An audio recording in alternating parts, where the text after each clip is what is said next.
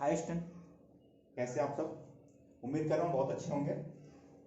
तो आइए शुरुआत करते हैं आज फिजिक्स की। ये 11th का फिजिक्स है, तो इसको हम बात करने जा रहे हैं। देखिए स्टूडेंट, फिजिक्स में क्या है, अगर बात करें तो ये मैं सेकंड चैप्टर आपको पढ़ा रहा हूँ।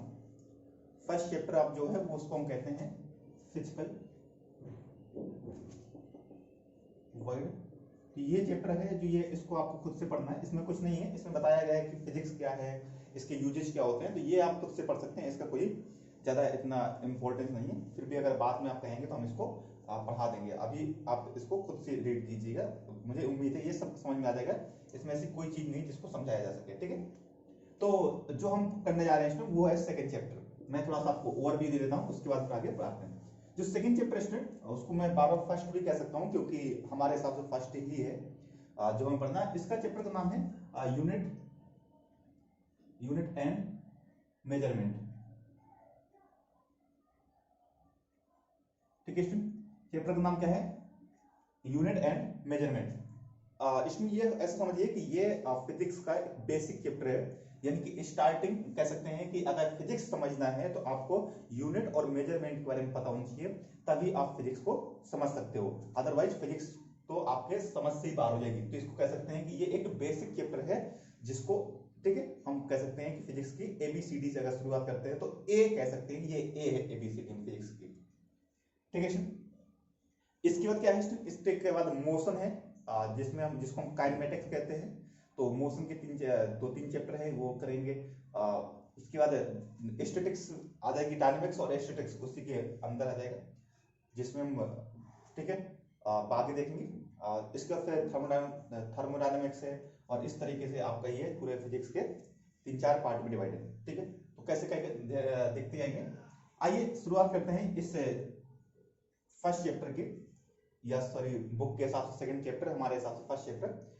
चैप्टर का नाम है यूनिट्स एंड मेजरमेंट। ठीक है स्टूडेंट, अब ये होता क्या है, तो आइए सबसे समझते हैं कि मेजरमेंट क्या होता है स्टूडेंट। तो मेजरमेंट क्या करते हैं, ठीक है स्टूडेंट। मेजरमेंट है क्या स्टूडेंट? आप जानते हैं मेजरमेंट में होता है मापना। किस चीज को कैसे मापते हैं, ये तो बहुत पुरानी समय से यूज होता आ रहा है कि कैसे किसी चीज को मापा जाता है। तो आप भी जानते हैं कैसे किसी चीज को मापते हैं। आप अपनी कॉपी में स्केल रखते हैं, उसको मापते हैं 1 सेंटीमीटर 2 सेंटीमीटर। नापने का कोई तरीका हो सकता है। कई बार स्केल नहीं है तो किसी और तरीके से नापते हैं। कई बार कुछ लोग अपना किसी और तरीके से मतलब अंदाज से माप लेते हैं कि इतना होगा। ये तो मतलब कई तरीके मापने के। मापना क्या है, करिए कंपेयर करना। यानी हमारे पास एक कोई फिक्स क्वांटिटी होती है स्टूडेंट, क्या होती है?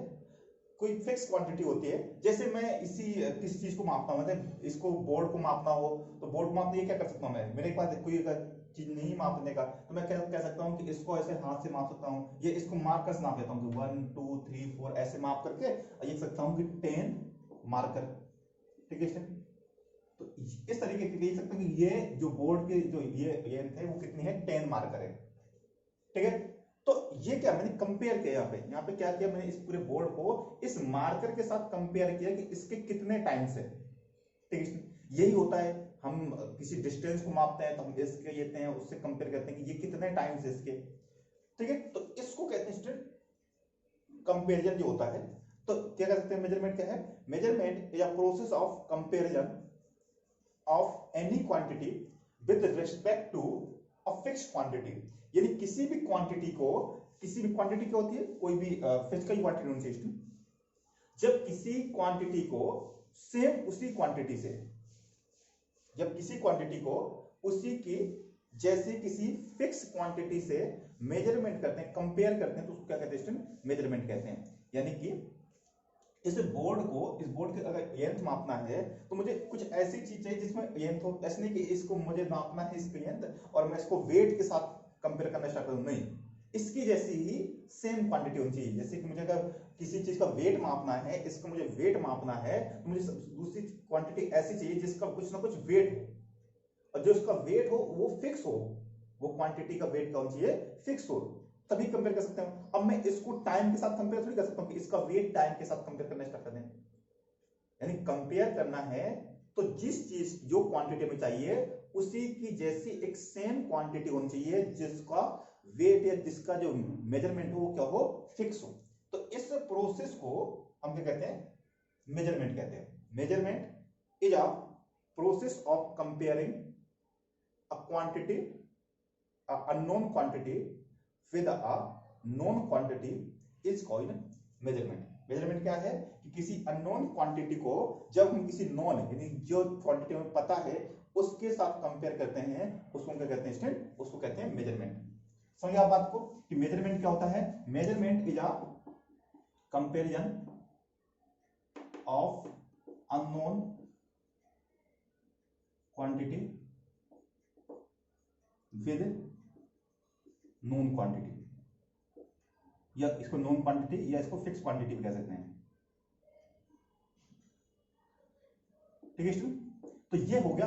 और ये ठीक है, इसको क्या कहते हैं, इसको कहेंगे ये हमारा क्या है, मेजरमेंट है। ये एक प्रोसेस होती है मेजरमेंट की। कई बार आप जाते हैं दुकान में जाते हैं, तराजू में क्या करता है, एक तरफ एक बाट रखता है, दूसरी तरफ सब्जी रखता है, और वो कंपेयर करके हाँ भाई बराबर हो गया और आपको दे देता है। तो ये क्या है, हमने कंपेयर किया। ठीक है, इस क्वेश्चन जो फिक्स क्वांटिटी होती है, फिक्स ये जो नॉन क्वांटिटी होती है, fixed quantity is known as unit. ये जो स्टूडेंट, ये जो फिक्स क्वांटिटी होती है, इस क्वांटिटी को हम क्या कहते हैं, इस क्वांटिटी को यूनिट कहते हैं। जिसके साथ कंपेयर किया उसको हम क्या कहते हैं, यूनिट कहते हैं। ये जो फिक्स क्वांटिटी हमारे पास थी उसको हम क्या कहते हैं स्टूडेंट, यूनिट कहते हैं। जैसे आपने क्या किया कि गए तो क्या कहा कि सब्जी दे दीजिए, तो वो क्या कहता है, जो बाट रखता है एक साइड में जिसके साथ कंपेयर करता है उसको क्या कहते हैं, यूनिट कहते हैं। यूनिट क्या हो सकता है, ठीक है, 1 kg, ये इस तरह की था ना, ये जो केजी है ये फिक्स क्वांटिटी जिसके साथ उसने कंपेयर किया वो क्या है स्टूडेंट, वो है हमारा यूनिट। ठीक है, तो यूनिट क्या होता है, जिसके साथ कंपेयर किए जाते हैं उसको हम क्या कहते हैं, यूनिट कहते हैं। ये जो फिक्स क्वांटिटी होती है उसको हम क्या कहते हैं, यूनिट कहते हैं। ठीक है स्टूडेंट, अब किसी भी क्वांटिटी को, किसी भी क्वांटिटी जो होती है, जो फिजिकल क्वांटिटी होती है स्टूडेंट, उस क्वांटिटी में दो चीजें होती हैं। एक तो होता है न्यूमेरिकल, ठीक है, वैल्यू जिसको हम क्या कहते हैं, मैग्नीट्यूड कह सकते हैं, और एक होता है स्टूडेंट उसमें यूनिट। ठीक है, दो चीजें होती है। जैसे लिखा मैंने 10 मीटर, तो 10 क्या हो गया स्टूडेंट, उसका मैग्नीट्यूड हो गया, और मीटर क्या हो गया स्टूडेंट, यूनिट हो गया। तो किसी भी क्वांटिटी में दो चीजें होती हैं, एक होता है उसका मेजरमेंट, उसका मैग्नीट्यूड, और दूसरा होता है उसकी यूनिट। ये दो चीजों से बना होता है। एक को हम कह सकते हैं न्यूमेरिकल वैल्यू, यानी कि इसको n से नोट करते हैं, और एक होता है इसका स्टूडेंट यूनिट यानी u। तो किसी भी क्वांटिटी में दो चीजें होती हैं, और स्टूडेंट हमेशा, जैसे कि मैं क्या 10 मीटर, तो अगर इसको मैं क्या कह सकता हूं 100 सेंटीमीटर, यानी अगर यूनिट का मान घटेगा, आप देख सकते हैं यूनिट छोटी हो रही है, तो ये जो नंबर है ये बढ़ेगा। क्या कह सकते हैं कि ये जो नंबर होता है ये इनवर्सली प्रोपोर्शनल होता है यू के, यूनिट के। इसका क्या है कि ये जो न्यूमेरिकल नंबर है, ये मैग्नीट्यूड है, अगर यूनिट बड़ी होगी तो नंबर छोटा होगा। क्योंकि अगर देखिए इसको अगर 1 किलोमीटर है, अगर यानी कि ये मीटर से बड़ा हो जाएगा तो नंबर छोटा हो गया, और अगर ये यूनिट छोटी करेंगे तो ये नंबर बढ़ जाएगा। यानी ये एक दूसरे क्या होते हैं, इनवर्स होते हैं स्टूडेंट। यह मींस कह सकते हैं कि जो n और u होता है ये हमेशा कांस्टेंट रहता है, ये कभी चेंज नहीं हो सकता है, ये कांस्टेंट रहता है। यानी अगर एक को बढ़ाएंगे तो दूसरा घट जाएगा।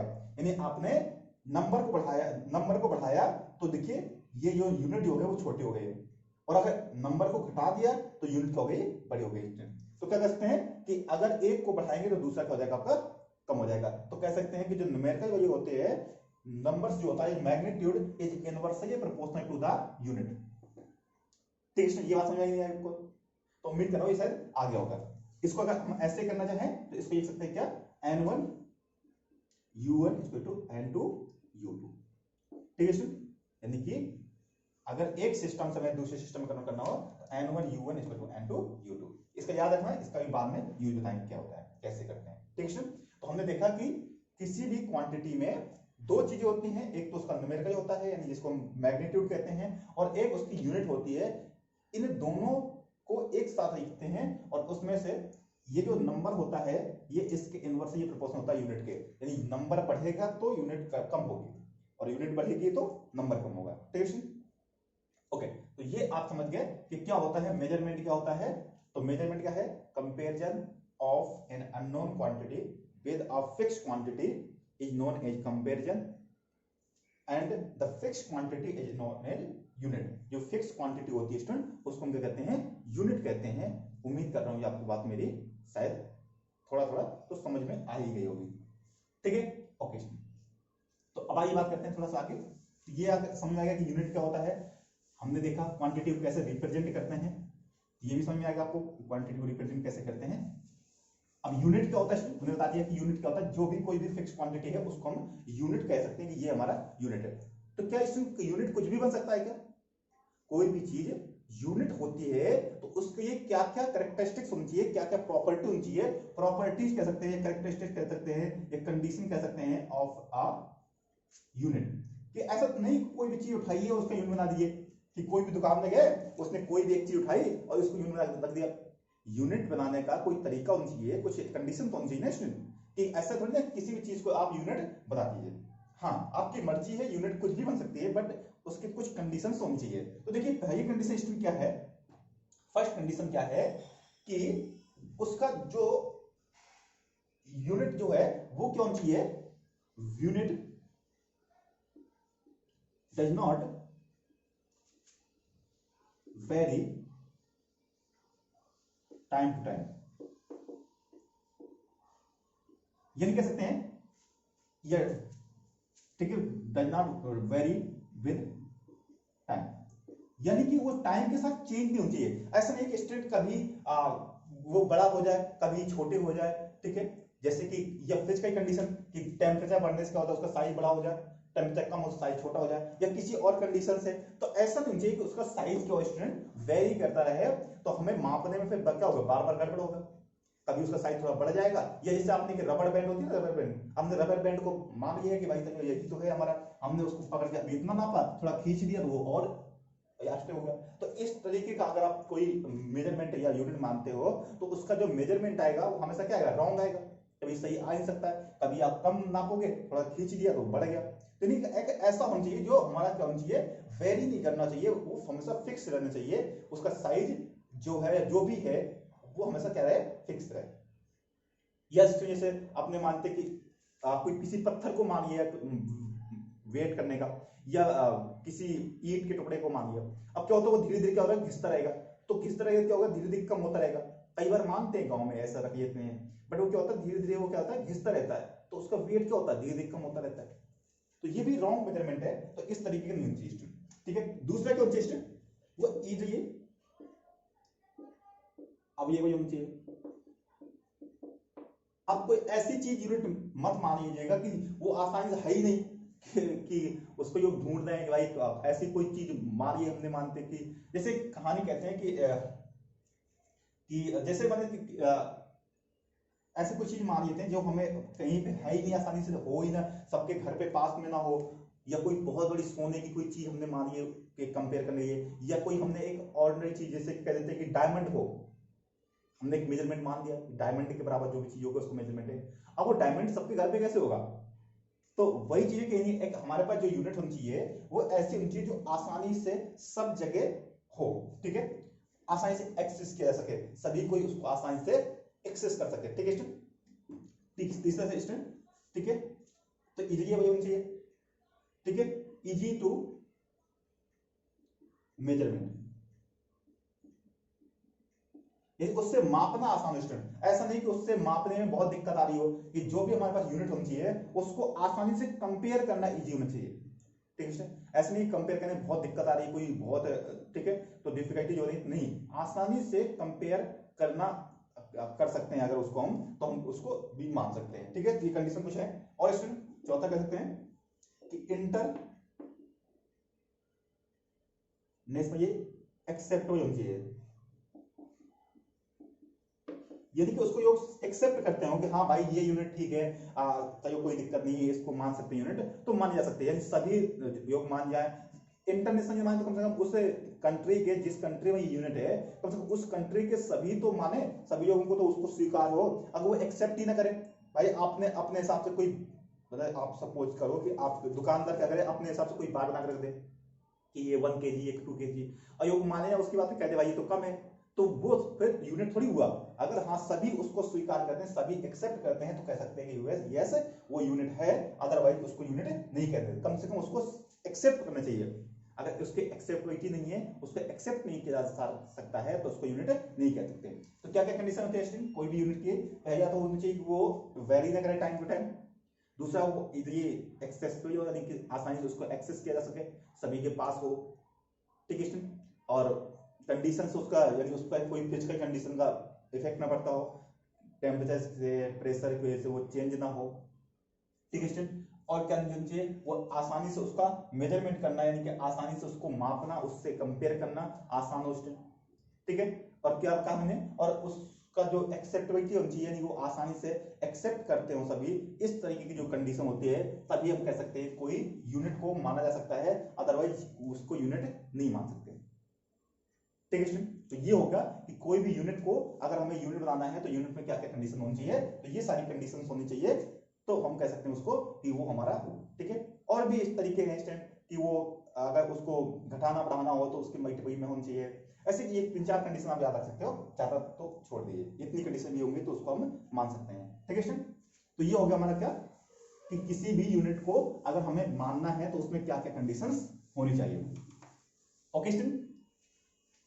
तो ये हो गई बात कि यूनिट क्या होती है स्टूडेंट। अब बात करते हैं कि क्वांटिटी कितने टाइप की होती है स्टूडेंट। तो हमारे पास 2 टाइप की क्वांटिटी है स्टूडेंट, ठीक है।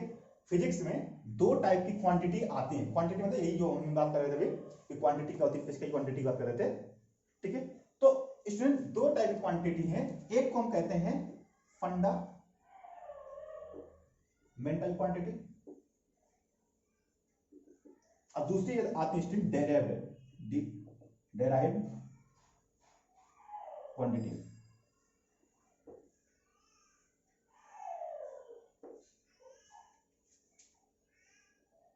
ठीक है, 2 टाइप की क्वांटिटी है। एक है फंडामेंटल क्वांटिटी, इनको हम बेसिक क्वांटिटी भी कहते हैं, ठीक है। ये बेसिक क्वांटिटी होती है, और दूसरी होती है फंडामेंटल क्वांटिटी। ये क्या है?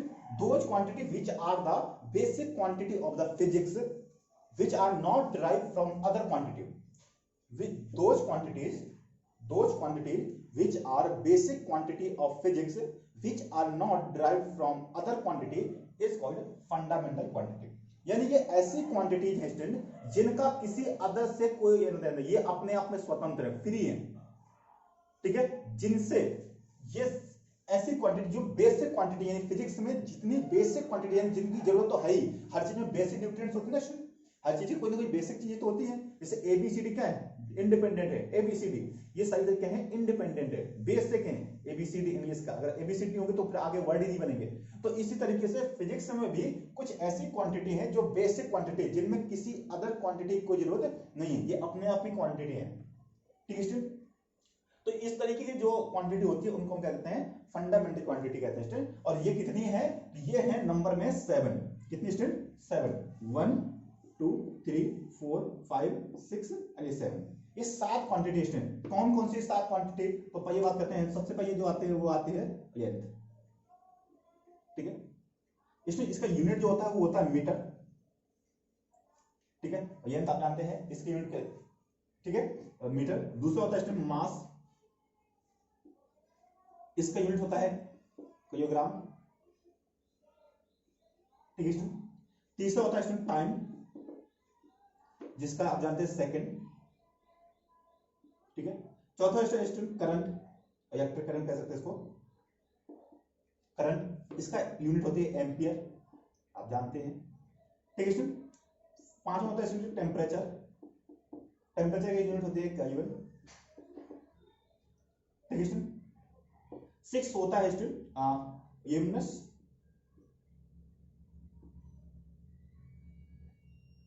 यूमिनस इंटेंसिटी।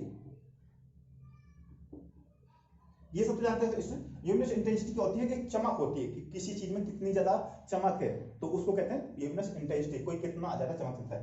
इसको स्टूडेंट ये होता है कैंडेला, ठीक है। इसकी यूनिट होती है क्या? कैंडेला होती है। और इसके बाद आता है स्टूडेंट अमाउंट ऑफ सब्सटेंस,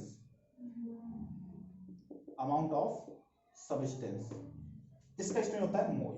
ये आप सब केमिस्ट्री में आप जानते होंगे, इसकी यूनिट क्या होती है, मोल होती है। ये केमिस्ट्री में सब अमाउंट ऑफ सब्सटेंस, जब किसी सब्सटेंस की मात्रा या अमाउंट मापते हैं तो क्या कहते हैं स्टूडेंट, मोल कहते हैं। इसको फिजिक्स में भी यूज है और इसका केमिस्ट्री में यूज होगा, ठीक है स्टूडेंट। तो ये तीन तो बेसिक ही है, आप जानते हैं। करंट भी आप जानते हैं, टेंशन भी जानते हैं। यूनिट इंटेंसिटी होता है किसी चीज में कितनी चमक है, ब्राइटनेस है, तो उसको यूनिट इंटेंसिटी कहते हैं। और ये अमाउंट ऑफ सब्सटेंस की बात करते हैं। तो ये क्या है, ये 7 क्वांटिटी है जिनको हम बेसिक क्वांटिटी कह सकते हैं। कह सकते नहीं तो कहते ही है, ये 7 क्वांटिटी हमारी बेसिक क्वांटिटी होती है, ठीक है। अब बात करते हैं ड्राइव क्वांटिटी। ड्राइव मींस होता है कि ड्राइव की गई, कहीं से बनाई गई है। अब बनाई गई कहां से बनाई जाएगी स्टूडेंट, तो those quantities which are derived from basic quantities,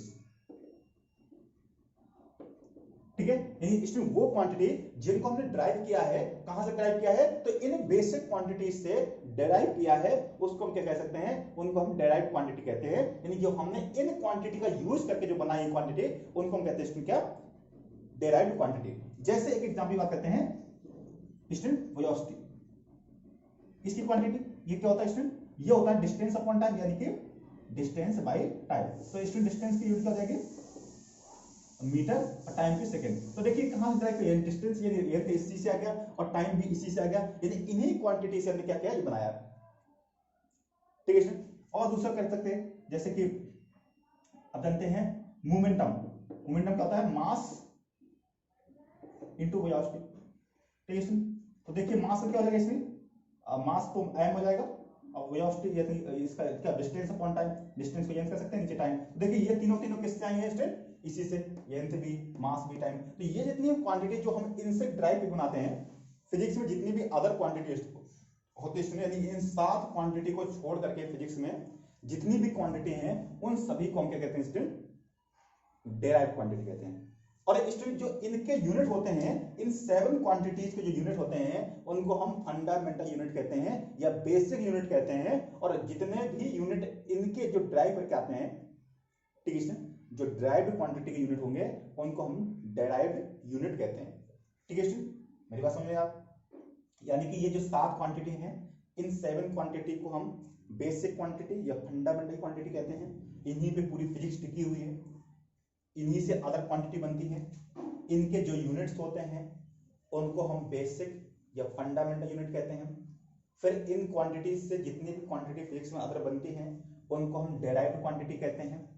इनके जो यूनिट होते हैं स्टूडेंट, उनको डेराइव्ड यूनिट कहते हैं, ठीक है। तो इस तरीके से आप कोई भी यूनिट बना सकते हैं, इसमें मैंने बताया वेलोसिटी का, इस तरीके से, यानी जो भी यूनिट बनेगी बाकी फिजिक्स में, उनको हम क्या कहते हैं स्टूडेंट, डेराइव्ड यूनिट कहते हैं, ठीक है।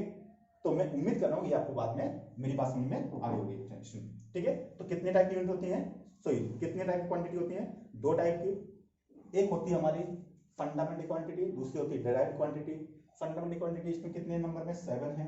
ये बेसिक क्वांटिटी है फिजिक्स की, जो किसी अदर क्वांटिटी से नहीं बनी हुई है, ये अपने आप में इंडिपेंडेंट है। कितनी है, लेंथ का मीटर हो गया, मास का किलोग्राम हो गया, टाइम का सेकंड हो गया, करंट का एम्पियर हो गया, टेम्परेचर का केल्विन हो गया, इंटेंसिटी हो गया केल्विन, और अमाउंट ऑफ सब्सटेंस हो गया स्टूडेंट मोल। तो इस तरीके से आपने देखा कि ये 7 क्वांटिटी हैं। उसके बाद हमने डिराइव की है क्वांटिटी को, तो ये हमारी डिराइव्ड क्वांटिटी होगी। इनकी जो यूनिट्स होते हैं, इनके यूनिट को हम फंडामेंटल यूनिट कहते हैं, और इनके यूनिट को डिराइव्ड यूनिट कहते हैं, ठीक है स्टूडेंट। आइए अब बात करते हैं कुछ आगे।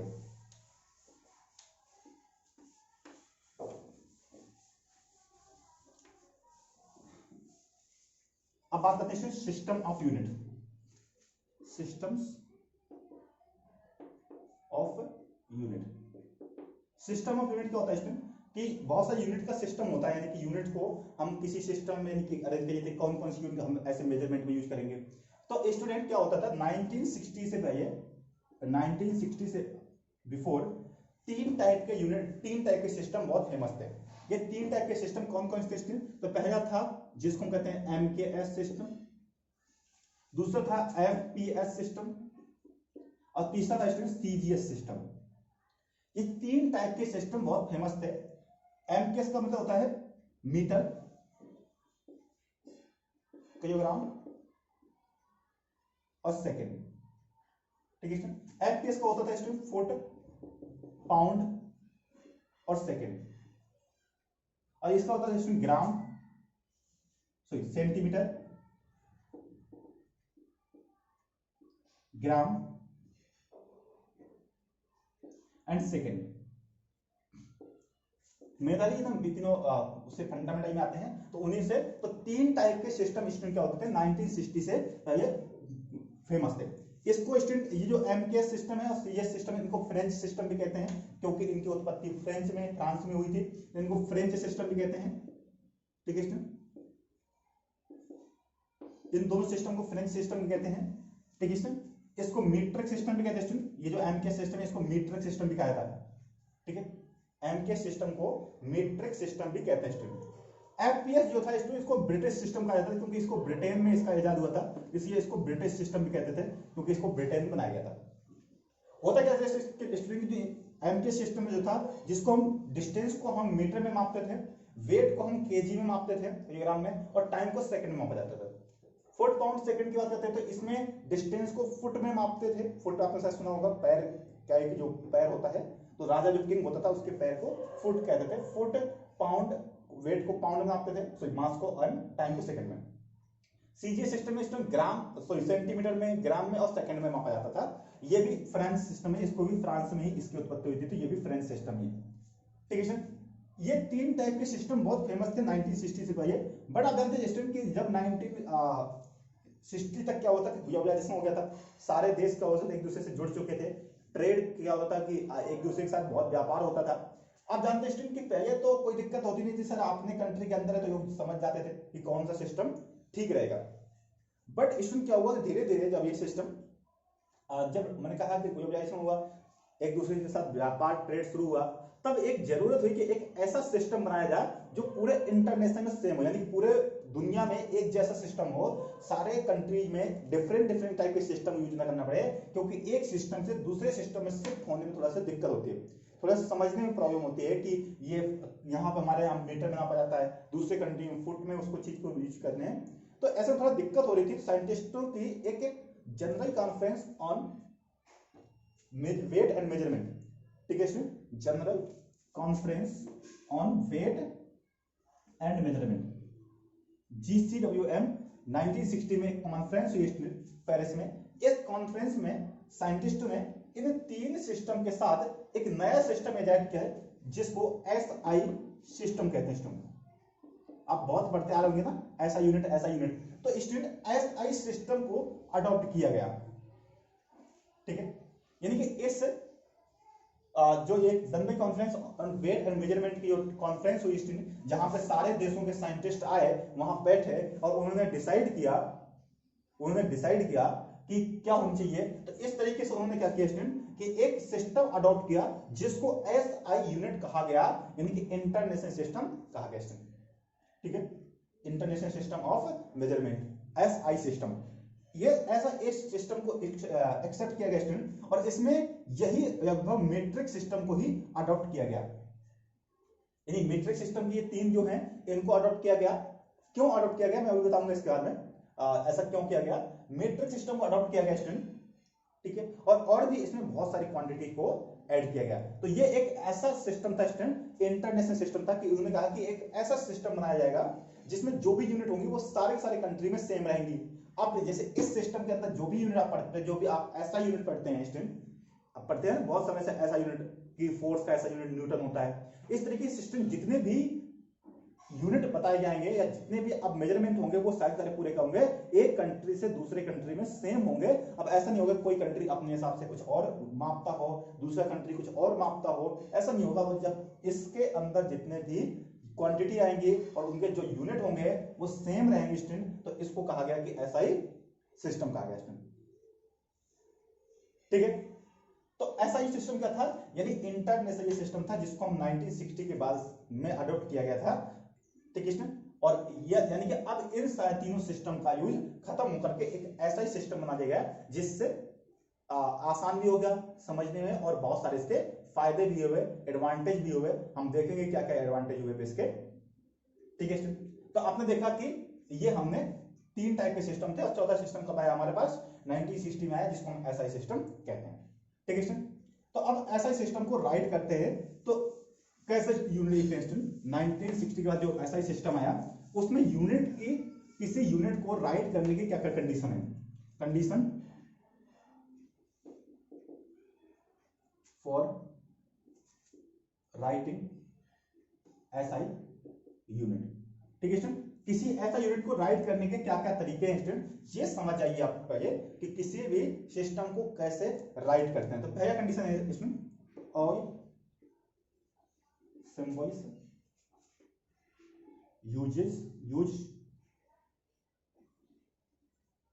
symbols are used in small letter। ठीक है, ये जितने भी आप जब भी यूनिट लिखते हैं ना तो जितने भी सिंबल यूज करते हैं, जैसे मीटर का यूज करते हैं तो मीटर का एस कैपिटल नहीं करेंगे, हमेशा स्मॉल में यूज करते हैं स्टूडेंट।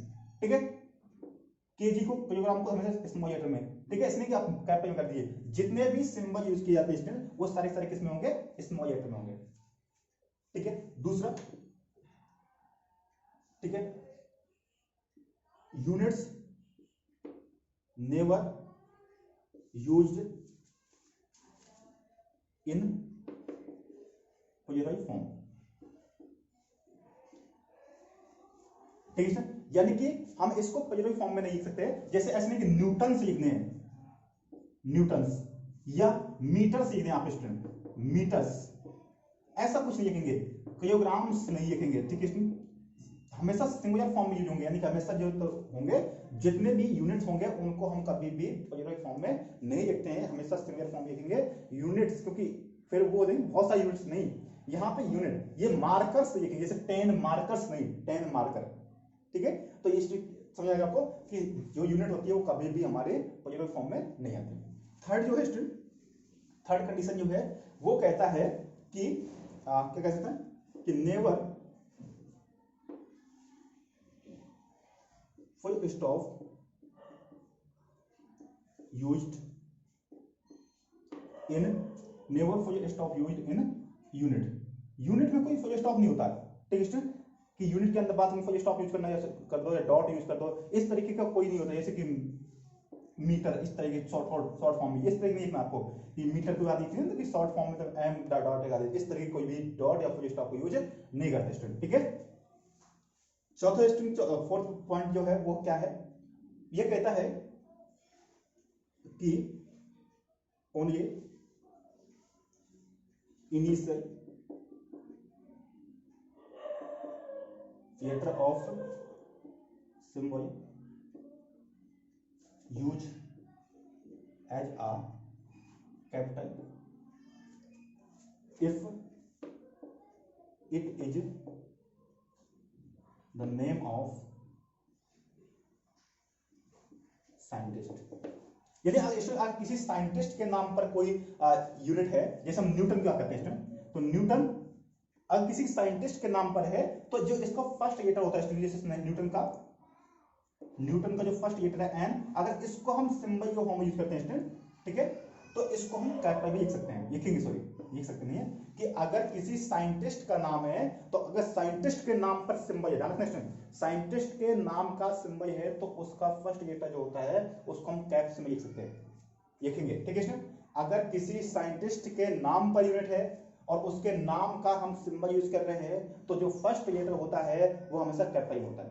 ठीक है स्टूडेंट, बट अगर student full name of scientist as a unit written in small, ठीक है, अगर साइंटिस्ट का पूरा नाम लिखा है यूनिट फॉर्म में, जैसे कि मैंने 10 न्यूटन, तो इसमें जो न्यूटन आएगा स्टूडेंट वो हमेशा पूरे लेटर कैसे रहेंगे? स्मॉल रहेंगे, यहाँ पे कोई भी कैपिटल में नहीं होना चाहिए। बट अगर इसको ऐसे लिखना है 10 न्यूटन, तब ये कैपिटल में एन आ जाएगा, अदरवाइज ये सारे कैसे में रहेंगे स्टूडेंट? अगर पूरा नाम नोट करना है तो वो सारे स्मॉल लेटर में होंगे, और अदर उसका सिंबल यूज कर रहे हैं स्टूडेंट तो फिर कैप्स में आएगा, वो भी फर्स्ट। अगर किसी साइंटिस्ट के नाम के 2 लेटर यूज कर रहे हैं तो फिर उसमें से, ठीक है, फिर उसमें से क्या होगा स्टूडेंट? कैपिटल लेटर में एक आ जाएगा, दूसरा स्मॉल में आएगा। ठीक है, तो ये बात मैं बता रहा था आपको कि हमने देखा कि फुल नेम ऑफ साइंटिस्ट होगा तो वो हमेशा स्मॉल रहेगा, और अगर साइंटिस्ट का नाम का कोई अक्षर यूज करना है, किसी वर्ड को यूज करना है एज अ सिंबल, तो फिर वो क्या रहेगा स्टूडेंट, कैप्स में रहेगा। तो पहली बात क्या कहा कि जितने भी सिंबल होते हैं वैसे तो सारे स्मॉल यूनिट में यूज होते हैं। दूसरा, never use in positive form, singular form में होगा unit. Never full stop use in unit. Sir only initial letter of the symbol used as a capital if it is the name of scientist. और अगर scientist का पूरा नाम लिख रहे हैं हम यूनिट के फॉर्म में, तो फिर क्या होगा स्टूडेंट, वो हमेशा स्मॉल लेटर में ही होगा। तो ये बात मैंने आपको समझाई है कि इतनी सी बात आपको याद जरूर रखनी है, ठीक है। तो ये एसआई सिस्टम को राइट करने का एक तरीका है, ठीक है स्टूडेंट, ओके। अच्छा, इसमें अभी जो आपको बता रहा था बेसिक क्वांटिटी और फंडामेंटल क्वांटिटी में बताई आपको, ठीक है, और मैंने डेराइव क्वांटिटी बताई। उसमें से दो क्वांटिटी रह गई, थोड़ा आप उनको भी नोट कर सकते हैं। उनको हम सप्लीमेंट्री क्वांटिटी कहते हैं स्टूडेंट, थोड़ा सा ये भी नोट कीजिए, सप्लीमेंट्री क्वांटिटी, ठीक है स्टूडेंट, और इनके यूनिट। ये अलग से क्वांटिटी रहेगी स्टूडेंट, ये दो क्वांटिटी है हमारे पास, उन्हीं के उनसे सेपरेट है। पहला होता है स्टूडेंट एंगल, ठीक है, इसकी जो क्वांटिटी है वो हमारी रेडियन है, ठीक है, रेडियन, RAD लिखते हैं इसको, ठीक है स्टूडेंट, रेडियन। आप जब डिग्री पढ़ते हैं ना, डिग्री को रेडियन में चेंज करना सीखना पड़ेगा स्टूडेंट आपको।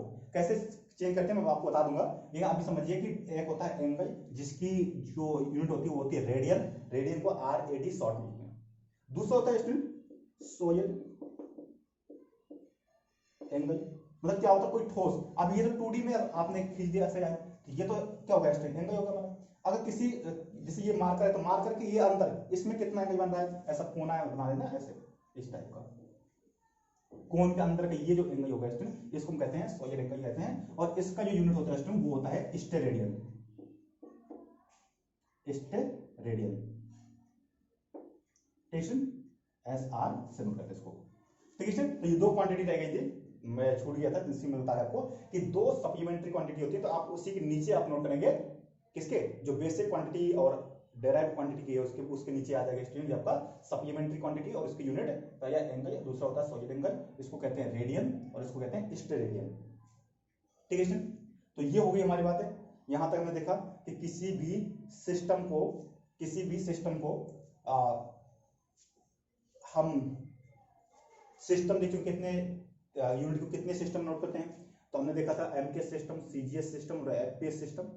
FPS जो फुट पाउंड सेकंड होता है इसको हम ब्रिटिश सिस्टम कहते हैं। MKS सिस्टम को हम फ्रेंच सिस्टम कहते हैं, मीट्रिक सिस्टम भी कहते हैं उसको। फिर हमने देखा कि 1960 में कॉन्फ्रेंस हुई और उसके बाद से क्या हुआ स्टूडेंट कि एक ऐसा ही सिस्टम बनाया गया।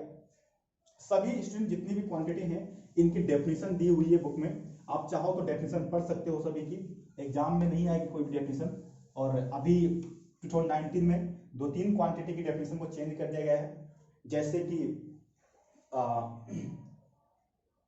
जो वेट उसी जो मास की यूनिट होती थी किलोग्राम की, पहले एक इरिडियम का स्टूडेंट का होता था, एक सिलेंडर होता था इरिडियम का, उस इरिडियम के सिलेंडर का जितना वेट होता था उतना ही हमारा 1 kg होता था, ठीक है, इरिडियम और प्लेटिनम का।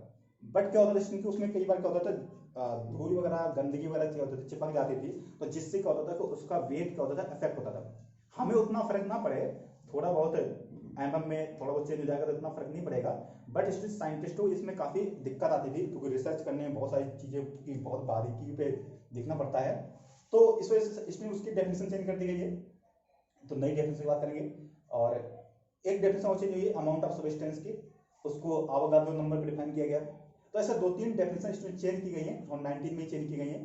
एक मीटिंग हुई थी साइंटिस्टों की, तो वो अब बुक में आपकी वैसे पुरानी डेफिनेशन दे रखी होंगी, आप एक बार पढ़ लीजिएगा, उसको रीड कर सकते हैं।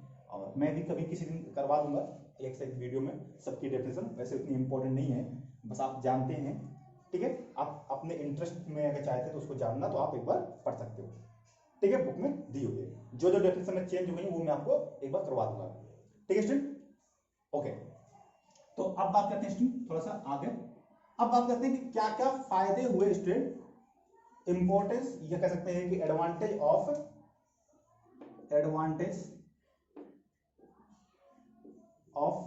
SI system. कि एसआई सिस्टम के क्या क्या फायदे हुए स्टूडेंट, क्या क्या एडवांटेज हुए, ये हम समझने जा रहे हैं कि हमने एसआई सिस्टम को अडॉप्ट किया तो उसके कुछ फायदे हुए या नहीं हुए, या यूं ही अडॉप्ट किया तो उसके फायदे देखने जा रहे हैं। ठीक है स्टूडेंट, तो आइए शुरुआत करते हैं। देखिए स्टूडेंट क्या क्या एडवांटेज है। तो फर्स्ट एडवांटेज आता है स्टूडेंट कि एसआई सिस्टम या SI unit is a coherent unit, ये कोहेरेंट सिस्टम, ये ऐसा ही सिस्टम होता है स्टूडेंट, वो एक कोहेरेंट सिस्टम है। ये कोहेरेंट सिस्टम क्या होता है स्टूडेंट, इसको समझाता हूं। कोहेरेंट सिस्टम का मीन्स होता है स्टूडेंट कि यानी कि हमें कोई भी न्यूमेरिकल फैक्टर या कोई भी नंबर को नहीं बार बार यूज करना पड़ता है। जैसे मैं आपको समझाता हूं कैसे, जैसे मुझे इतना यूनिट लिखना किसकी, स्पीड की।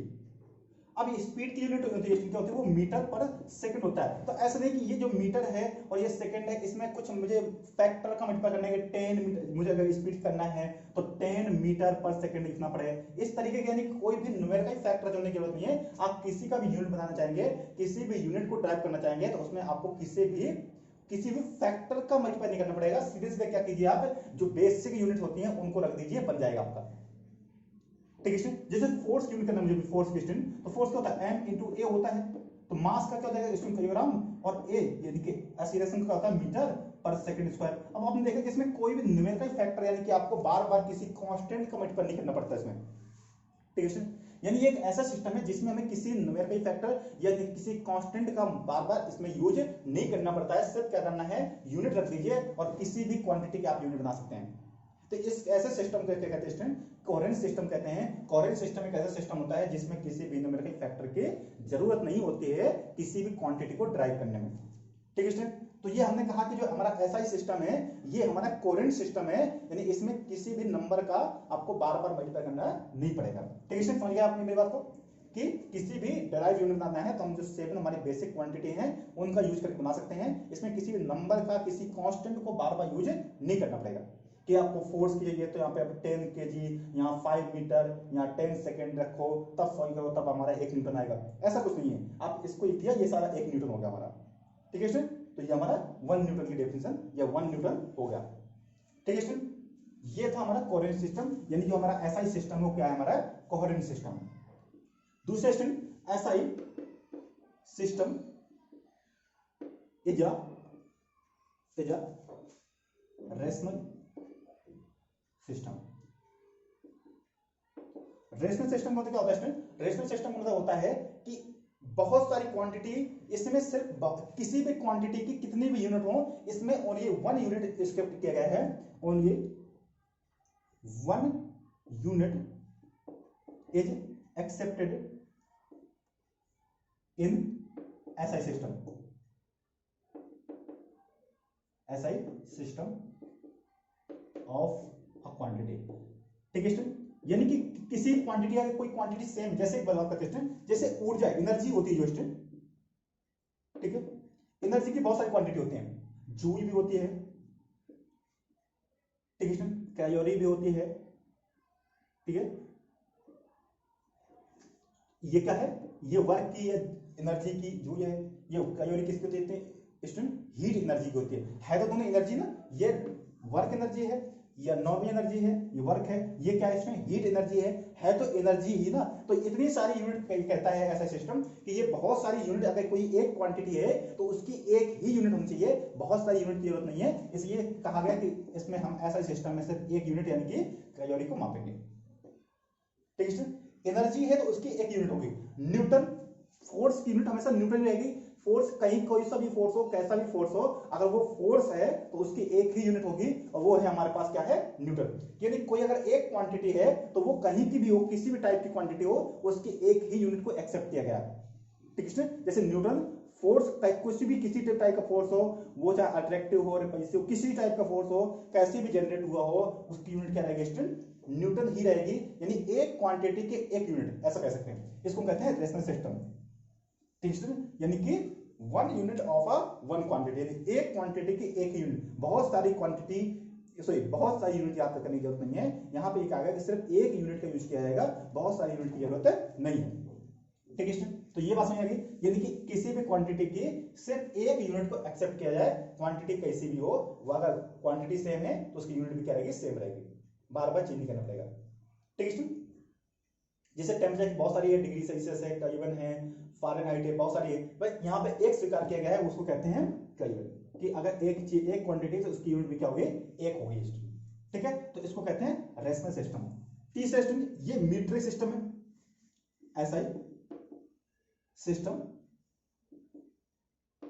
Is a metric system. मैंने बताया था कौन सा एम के सिस्टम जो था उसको मीट्रिक सिस्टम कहते हैं। मीट्रिक सिस्टम का मीन्स होता है स्टूडेंट कि इसको अगर आपको एक सिस्टम से दूसरे सिस्टम में जाना है, जंप करना है, तो ये ओनली क्या कर सकते हैं, 10 की पावर में, it can be converted in the power of 10 की पावर में। जैसे कि स्टूडेंट जैसे 1 मीटर को मुझे सेंटीमीटर करना पड़ता है, तो क्या कर सकते हैं, 10 की पावर 2 सेंटीमीटर कह सकते हैं इसको, इस तरीके से। या 1 केजी में करना है कन्वर्ट, 1 मीटर को 1 केजी में, तो क्या रहेगा स्टूडेंट, 10 की पावर -3 केजी।